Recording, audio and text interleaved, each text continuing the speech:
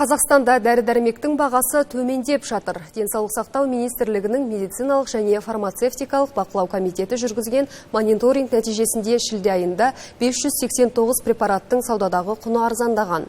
Бұл халық үшін тиімді бағаның қалыптасуына ықпал ететін маңызды қадам.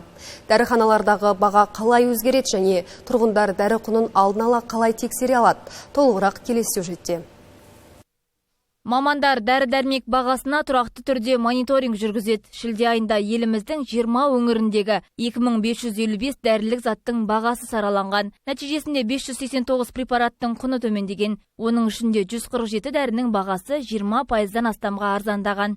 Цены на лекарственные препараты у нас значительно снизились. Дәрі-дәрмектердің бағасы бізді айтарлықтай төмендеді. Кейбір препараттардың атап айтқанда антибиотиктер мен қабынуға қарсы дәрілердің бағасы шамамен 20%-ға арзандады. Бағасы төмендеген дәрілердің басым бөлігі жүрек қан тамырлары, инфекциялық және асқазан ішек жол ауруларын емдеуге арналған. Мәселен, цефтраксонның бағасы 23,3%-ға, панта 20,1%-ға, ал амоксиклав 6,86%-ға төмендеген.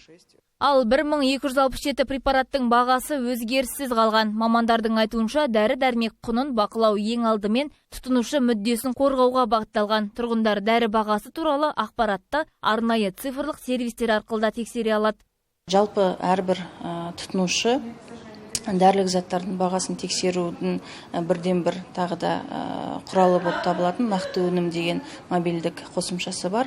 Нақты өнім мобильдік қосымшасы арқылы әрбір азамат дәрілік заттардың өндірушісін, оның дистрибьюторларын және қандай дәріханадан сатып алуға болатынын, сонымен қатар оның шекті қойылған бағаларын біле алады. Дәрі-дәрмектің бағасын бақылау бойынша тізімде жаңартылды. Енді 3000-нан астам рецептпен берілетін дәрінің бағасы мемлекет тарапынан реттеледі. Ал 4900-ден астам препарат бұл бақылаудан шығарылды. Олардың ішінде рецептсіз сатылатын және бағасы 1 айлық есептік көрсеткіштен аспайтын дәрілер бар. Дәрі-дәрмек бағасына мониторинг алдағы уақытта да жалғасады. Мамандардың міндеті нарықтағы бағаның сақталуын бақылап, тұрғындарға қажетті препараттардың қолжетімді болуына жағдай жасау.